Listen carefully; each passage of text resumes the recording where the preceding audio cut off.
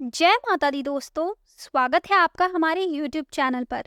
आज मैं आपको इस वीडियो में सुनाऊंगी श्री गणेश जी के जन्मोत्सव की व्रत कथा। आज के दिन श्री गणेश जी का जन्म हुआ था, तो इसकी कथा जो है वो पार्वती द्वारा गणेश जी की उत्पत्ति की कथा है। यह कथा शिव पुराण में भी कही जाती है।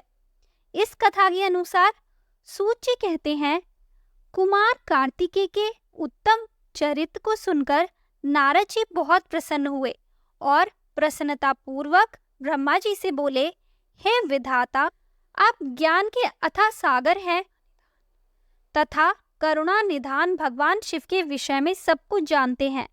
आपने शिवपुत्र स्वामी कार्तिकेय के अमृतमय चरित्र को सुनाकर मुझ पर बड़ी कृपा की है। भगवान, अब मैं विघ्न विनाशक श्री गणेश जी के विषय में जानना चाहता हूँ। उनके दिव्य चरित्र, उनकी उत्पत्ति के विषय में सब कुछ सविस्तार बताकर मुझे कृतार्थ कीजिए। मुनि श्रेष्ठ नारद के ये उत्तम वचन सुनकर ब्रह्मा जी हर्षपूर्वक बोले, नारद, तुम गणेश उत्पत्ति की कथा सुनाना चाहते हो, अतएव तुम्हारी प्रसन्नता के लिए मैं तुम्हें उनके जन्म के विषय में बताता हूँ। एक बार की बात है, देवी पार्वती की दो सखियां जया और विजया, जो सदा से ही उनके पास रहती थी, उनके पास आई और बोली, हे सखी, यहाँ कैलाश पर्वत पर भगवान शिव के असंख्य गण हैं। वे सदा भगवान शिव की आज्ञा का प्रसन्नता से पालन करते हैं। वे सदा भगवान शिव की आज्ञा को ही सर्वोपरि मानते हैं।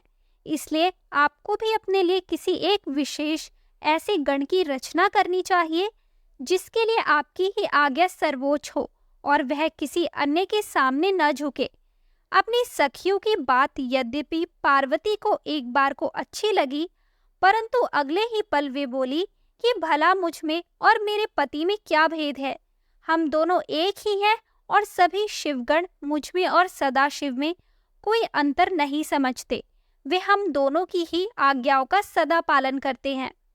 पार्वती जी के ये वचन सुनकर उनकी सखियां आगे कुछ नहीं बोली और वहां से चली गई। एक दिन की बात है, देवी पार्वती अपनी कक्ष में स्नान कर रही थी। वे नंदी को द्वारपाल बनाकर द्वार पर बैठाकर गई थी। तभी कक्ष में भगवान शिव का प्रवेश हो गया।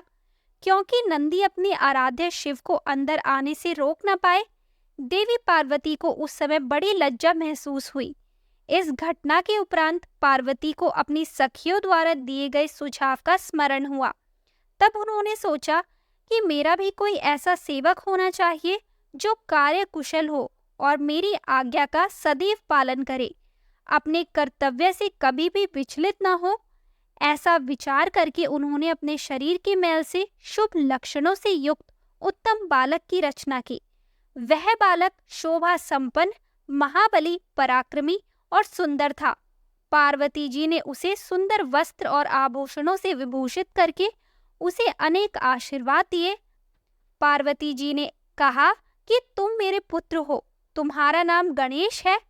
पार्वती जी के ये वचन सुनकर वह तेजस्वी बालक गणेश बोला, हे माता, हे जननी, आज आपने मुझे इस जगत में उत्पन्न किया है। आज से मैं आपका पुत्र हूँ। मैं आपको बारंबार नमस्कार करता हूँ। तो दोस्तों, ये थी श्री गणेश जी के जन्मोत्सव की व्रत कथा। आपको ये कथा कैसी लगी, हमें कमेंट करके ज़रूर बताएं।